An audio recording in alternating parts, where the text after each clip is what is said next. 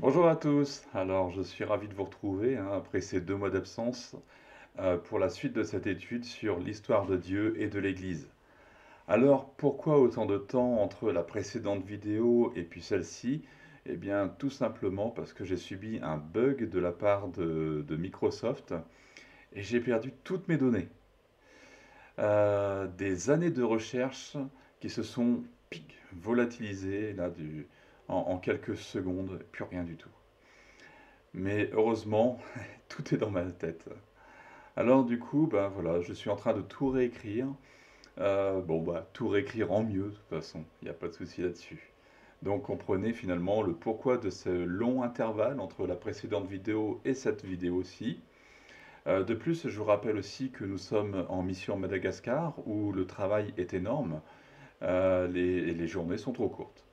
Donc, ben, sans plus tarder, eh bien maintenant, entrons dans le vif du sujet. Et aujourd'hui, bien, je reprends à partir de la création de Dieu pour remonter petit à petit dans les semaines suivantes à l'Église aujourd'hui. Alors, souvenez-vous que dans la précédente vidéo, j'ai remonté le temps à partir de la généalogie de Jésus.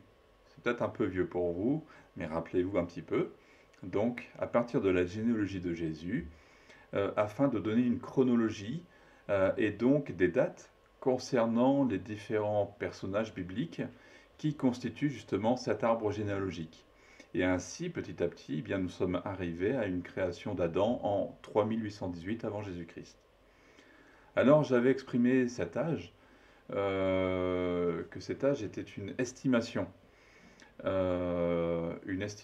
selon les dates de règne des différents personnages bibliques, des différentes années de procréation aussi, et les âges de procréation dont il est mentionné, mais aussi les âges de mort, la durée de la vie de certains de ces personnages. Cependant, il faut savoir que je suis dans une fourchette d'estimation. Une fourchette d'estimation qui est toujours estimée entre 3700 et 4004 avant Jésus-Christ, donc création d'Adam. Puis j'avais terminé cette vidéo avec quelques éléments de la préhistoire. Éléments que, aujourd'hui, eh bien, je vais compléter. Alors, dans le cours Dieu, mythe ou réalité, j'ai donné pas mal d'éléments de réponse auxquels beaucoup de gens se posent les questions. Euh, Aujourd'hui, je reprendrai certains d'entre eux, de ces éléments, pour arriver petit à petit à la création d'Adam. Alors, Dieu le Créateur incréé, comme vous le savez, celui qui est de toute éternité, celui qui n'a ni commencement ni fin, celui qui est tout-puissant, à qui rien n'est impossible, a prononcé une parole et le Big Bang a eu lieu. Il y a une formidable manifestation de puissance dans l'univers. Les atomes se sont entrechoqués, ce qui a donné naissance aux éléments nécessaires à l'apparition des corps célestes, comme les planètes, mais aussi à la vie, comme l'eau, H2O, ou les éléments dont notre corps est constitué, le carbone, etc. Et tout cela s'est fait à une vitesse inimaginable. Alors, pour se représenter cela, eh bien, on peut donner l'image d'une explosion. Alors, une seconde avant l'explosion, tout est calme. Puis, lorsqu'il y a l'explosion, à l'instant T, là, tout est bouleversé. Une seconde après, eh bien, les éléments sont projetés à très grande vitesse. Et plus le temps passe, eh bien, vous remarquerez que plus les objets sont éloignés de la zone d'impact, mais aussi, plus le temps passe, plus la vitesse de ces objets ralentit. Alors qu'une explosion, finalement, une explosion courante, ne laisse que le chaos, le Big Bang, qui est littéralement grosse explosion, a laissé une création bien ordonnée. Alors le Soleil et les planètes qui gravitent autour, euh, euh, autour du le Soleil et les planètes qui gravitent autour du Soleil donc gravitent avec vraiment une précision absolue, comme on le voit sur l'image de droite. Il y a un orbite pour chacune des planètes Et c'est vraiment très précis. Tout est très bien ordonné. Donc là encore, nous n'avons aucune chance pour le hasard. Et quelques instants après le Big Bang, eh bien, tous les éléments constitutifs du Soleil, les planètes aussi, eh bien, ça s'entrechoquait à grande vitesse. Et puis se sont agglomérés, les éléments se sont agglomérés dans le temps pour donner naissance à un proto-soleil, donc le premier soleil, le soleil primaire, et qui par la suite deviendra le soleil. Donc. Et enfin, les planètes hein, qui composent notre système solaire. Alors on doit se rappeler qu'aujourd'hui encore, eh bien, l'univers est encore en mouvement et il ne cesse de s'étendre. Alors maintenant, où placer le Big Bang? Alors ici sur ce tableau, sur cette sur cette photo, vous voyez donc le Big Bang et ensuite donc on voit donc l'apparition des lumières, des étoiles, etc. Bon, on voit un univers, l'énergie noire aussi, en expansion. Bon, vous voyez ensuite en dessous donc Big Bang Expansion, 13,7 billion years. Euh, Maintenant, où placer ce Big Bang? Est-ce que c'est, bon, on dit généralement 15 milliards d'années, ou est-ce qu'on le place beaucoup plus récemment? Alors, il y a Jésus qui nous donne quand même un indice sérieux, parce que c'est quand même Jésus. Il nous dit dans Marc 10, verset 6, mais au commencement de la création, Dieu fit l'homme et la femme. Ok. Donc un élément intéressant, mais on doit aller plus loin quand même. On ne peut rien sortir à partir de ce verset-là. Alors, lorsqu'on effectue justement une recherche dans la Bible relative à cette création, finalement, eh bien, nous retrouvons d'autres textes qui nous intéressent très particulièrement. Alors, par exemple, nous avons Luc 11, versets 49 à 51, qui nous dit, c'est pourquoi la sagesse de Dieu a dit, je leur enverrai des prophètes et des apôtres, ils tueront les uns et persécuteront les autres, afin qu'il soit demandé compte à cette génération du sang de tous les prophètes qui a été répandu depuis la création du monde, depuis le sang d'Abel, donc là on parle de la création du monde, depuis le sang d'Abel jusqu'au sang de Zacharie, tué entre l'autel et le temple. Oui, je vous le dis, il en sera demandé compte à cette génération. Donc, un texte assez grand qui parle de quelque chose qui ne nous intéresse pas aujourd'hui, mais ici, ce qui m'intéresse, c'est Jésus fait finalement le lien entre la création du monde et la création d'Adam et Ève. Alors, puisque nous avons remonté la chronologie de Jésus dans le temps, et que cette chronologie nous permet d'affirmer que Adam a été créé vers 3818 avant Jésus-Christ, eh bien, nous pouvons donc affirmer que cette date approximative de 3818 avant Jésus-Christ correspond au sixième jour de la création. Alors, dans les évangiles, plusieurs mentions laissent entrevoir que Jésus croyait à une création de la terre récente et non une création vieille de plusieurs milliards d'années, comme d'ailleurs beaucoup le croient aujourd'hui, chrétiens ou non.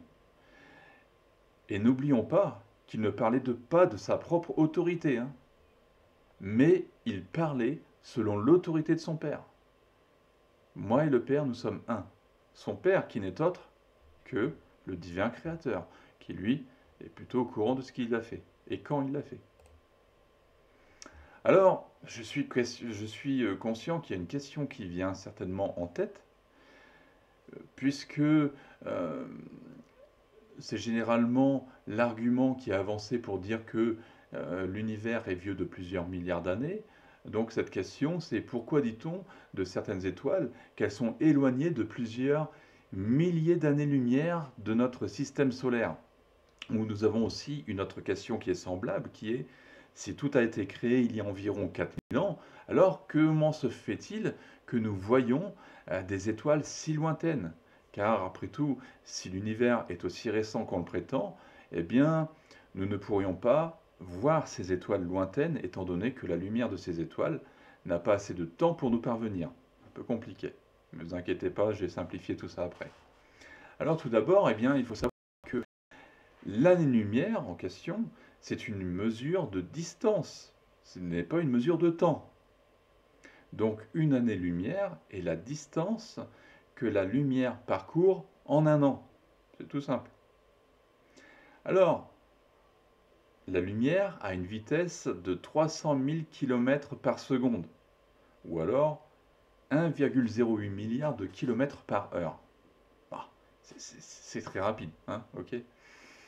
Donc, lorsque vous regardez le ciel la nuit, eh bien, vous pouvez voir des étoiles. Et ces étoiles, donc là, comme sur cette image, là, on voit des étoiles, hein. Donc, ces étoiles sont éloignées, pour certaines, de plusieurs années-lumière de nous. Alors, certaines se trouvent à plusieurs millions d'années-lumière de nous. Alors, avant de poursuivre, il est important, justement, de reconsidérer cette affaire de temps, le type de temps. Euh, Parce qu'il faut discerner le temps observé. C'est ce que l'on applique justement au récit biblique, hein, le temps observé, et le temps calculé. Alors, pour simplifier cela, je vais prendre l'exemple bien connu de l'orage. Je pense que cet exemple-là, on le connaît tous. Moi-même, quand j'étais enfant, je mesurais la distance de l'orage par rapport où je suis. Alors, lorsque vous voyez un éclair, voilà, là c'est la lumière, 300 000 mètres par seconde. Kilomètres par seconde. Donc, lorsque vous voyez un éclair, vous savez que celui-ci va être suivi du tonnerre. D'accord? Alors, comme la lumière se propage beaucoup plus rapidement que le son, et bien c'est pour ça qu'on a un décalage entre l'éclair et le tonnerre. Donc, la lumière se propage 1 million de fois plus vite que le son. Alors, nous savons que le son se propage, lui, à une vitesse de 340 mètres à la seconde. On va dire 300 mètres à la seconde, ok? Pour simplifier. Donc, vous pouvez calculer à l'aide de ces informations à quelle distance se trouve l'orage. Alors, dès que vous voyez l'éclair, ok, on voit l'éclair, il passe. Dès que vous voyez l'éclair, vous commencez à compter les secondes. 1, 2, 3, 4. Ok, non, 4. Et on a le grondement du tonnerre. Alors, vous divisez ensuite, euh, le nombre de secondes trouvées par 3. Alors, l'exemple, vous comptez 12 secondes. Voilà. Il y a eu 12 secondes entre l'éclair et ensuite on a le tonnerre au bout de 12 secondes. Donc on divise ça par 3 et ça donne 4. Et bien tout simplement, ça veut dire que donc 3 c'est par rapport au, aux 340 mètres à la seconde, hein. Donc on divise par 3 et on arrive à 4. Donc l'orage se situe à 3 km de vous. 4 km de vous, pardon. Puisque 4 fois 3, 12. Donc l'orage se situe à 4 km de vous. Alors, pour revenir à cette question de temps, eh bien l'éclair correspond au temps observé, c'est ce qu'on voit à l'instant T, et le tonnerre, finalement, au temps calculé. Maintenant, pour revenir aux étoiles, eh bien, je vais prendre l'exemple des supernovas. Pour faire simple, une supernova, c'est l'explosion d'une étoile en fin de vie. Et je vais prendre l'exemple de la supernova SN 2023 IXF, qui est située dans la galaxie de Pinwheel. Alors cette supernova donc, a été découverte le 19 mai 2023, très récent, assez récent plutôt. Alors cette supernova se trouvait à 21 millions d'années-lumière de nous.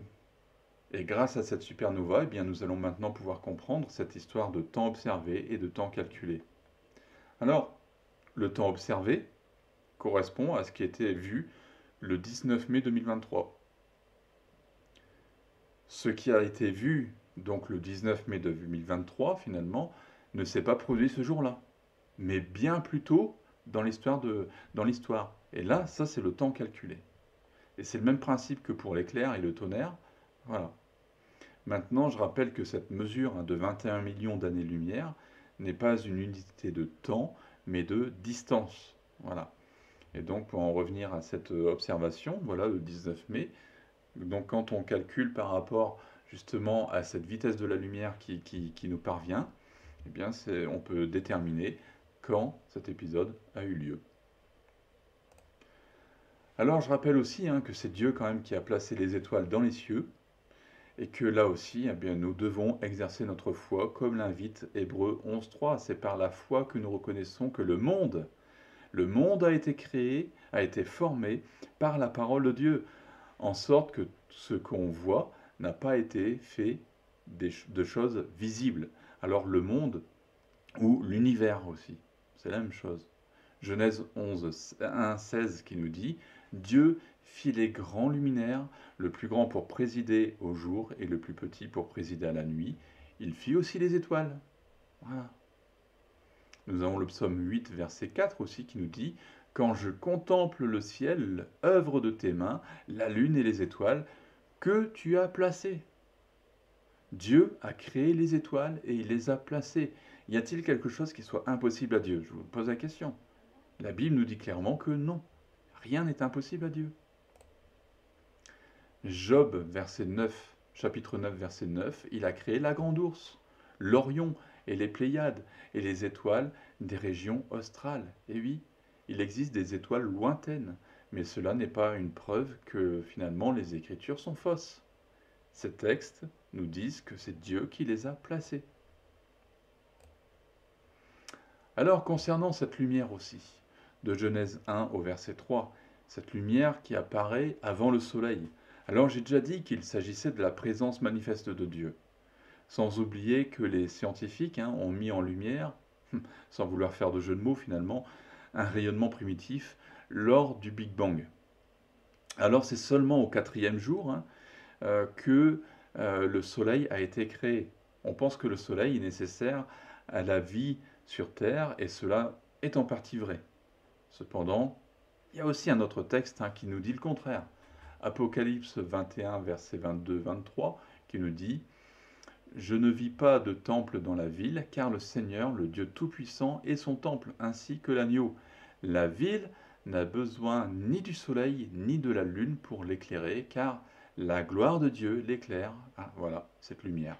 La gloire de Dieu l'éclaire, et l'agneau est son flambeau. Alors revenons maintenant sur Terre. La Bible déclare que l'univers était informe, que la Terre était informe et vide. Le fameux tohu-bohu. Alors, lorsque la Terre s'est refroidie, ce n'était qu'un vulgaire caillou. C'est une des explications scientifiques. Mais il ne faut pas oublier non plus que dans ce terme, finalement, il y a aussi une explication théologique. Satan s'étant rebellé contre Dieu, avec ses anges, a été immédiatement exclu du ciel, exclu de la présence de Dieu, et il a été projeté sur terre. Et ça, j'aurai l'occasion d'en reparler bientôt aussi. Concernant la doctrine The Gap Theory. Alors revenons-en au récit de la création. Dieu, au 12e jour, crée le ciel que nous voyons au-dessus de nos têtes. Le ciel qui est composé de nuages, les nuages étant des amas de gouttelettes d'eau. Il a aussi créé l'air qui nous permet de respirer. Et là encore, pas de place pour le hasard. L'atmosphère est constituée de 78% de diazote et de 21% de dioxygène. Alors, trop d'oxygène, on brûle. Et pas assez, on meurt asphyxié. Et l'azote aussi est également nécessaire à notre corps. Et le troisième jour, Dieu a rassemblé l'eau liquide à un seul endroit. Souvenez-vous que j'avais déjà mentionné cet épisode. Et la terre, bien sûr, puisque si l'eau est rassemblée en un seul endroit, pareillement, la terre est rassemblée à un seul endroit. Là, vous voyez sur cette image, là, une petite explication de la dérive des continents. On voit l'Afrique, l'Asie, etc., qui ont dévié. Mais à l'origine, ça ne formait qu'un seul continent. Alors les scientifiques appelaient cette masse d'eau finalement Panthalassa, quant à la masse de terre regroupant tous les continents que nous connaissons aujourd'hui. Ça s'appelait la Pangée. Alors ce n'est que lors du déluge que les continents vont se séparer et laisser apparaître de nouveaux continents, de nouveaux océans, de nouveaux continents aussi. Et durant cette journée, du troisième jour, Dieu a aussi créé l'herbe, les plantes et les arbres. Alors le quatrième jour, Dieu a créé le soleil et la lune, sans oublier les étoiles. Alors, Je rappelle que le soleil était important pour le développement des plantes que Dieu a créées le jour précédent. Et là encore, pas de place pour le hasard. Trop près de la Terre, le soleil nous brûlerait. Trop loin, nous serions des blocs de glace. La Lune a aussi une influence sur les différents climats que nous rencontrons sur la Terre. C'est une des raisons pour laquelle nous avons une température sur la Terre, finalement, une température moyenne idéale au développement de la vie, euh, qui est à peu près de 15 degrés la température moyenne sur Terre. Alors, durant le cinquième jour, eh bien, Dieu a créé les oiseaux et les poissons. La Bible parle même des grands monstres marins. Et ici, eh bien, on peut y voir les dinosaures. J'en reparlerai un peu plus tard.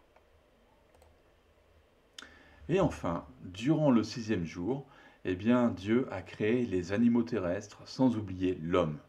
Alors, bien entendu, concernant l'homme, il fait l'objet d'une création spécifique, une création différenciée. Vous savez maintenant que le premier homme n'est autre que Adam, finalement. Adam qui a été créé, selon mes calculs, vers 3818 avant Jésus-Christ. Et c'est sur ce point que j'ai terminé cette vidéo.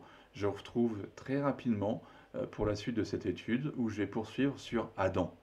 Et si vous avez des amis qui se posent des questions sur la véracité de la Bible ou sur l'existence de Dieu, eh bien c'est le moment de leur partager cette vidéo. Que Dieu vous bénisse et à bientôt.